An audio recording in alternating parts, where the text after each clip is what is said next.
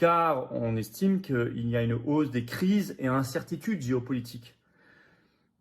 Et qu'on veut plutôt de l'or maintenant que du dollar comme réserve de valeur. C'est le mouvement lent, mais qui se fait de dédollarisation de l'économie mondiale.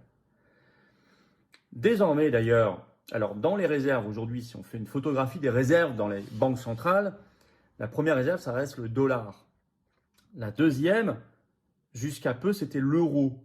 Ça n'est plus l'euro, maintenant c'est l'or, 20% qui a dépassé l'euro, 16%. Très intéressant.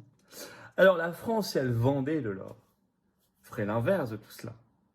Mais elle rejoindrait ce qu'a fait Sarkozy.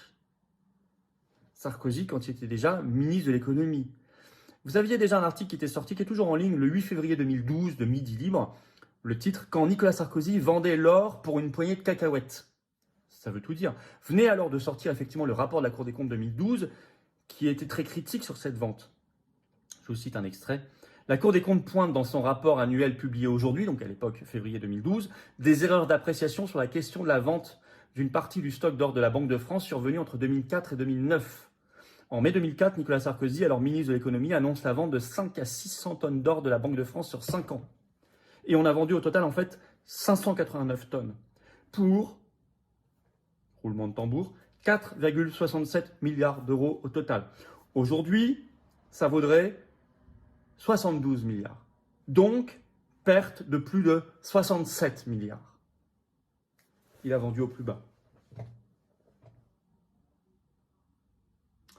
Incompétence, erreur, autre chose, chacun fera son opinion. En tous les cas, désastre pour la richesse de la France, pour la crédibilité de la Banque de France, pour la crédibilité de la France. Appauvrissement de la France, vol de la France, pour plus de 67 milliards d'euros. C'est pour ça tous ceux qui pleurnichent sur le sort de Nicolas Sarkozy. Entre ça et tout le reste, Libye, traité de Lisbonne, retour dans le commandement intégré de l'OTAN, fin de la haute trahison, etc. Réfléchissez avant de pleurnicher sur le sort de cet individu. En tous les cas, ça a été fait. C'est une trahison. On va éviter de le refaire. Donc il faut stopper tout de suite. Et c'est pour ça que je fais cette vidéo. J'espère qu'elle va circuler massivement parce que je veux que les Français se saisissent du sujet. Merci de la partager. En plus, on nous dit, mais si on vendait, oui, il y a la dette. Oui, mais imaginons, on vend 100% du stock. On récupère 254 milliards d'euros. Bah, ça fera qu'un an et demi de déficit. Ça fera qu'à peine plus de 7% de la dette de la France. Donc même ça, c'est absurde, c'est dérisoire.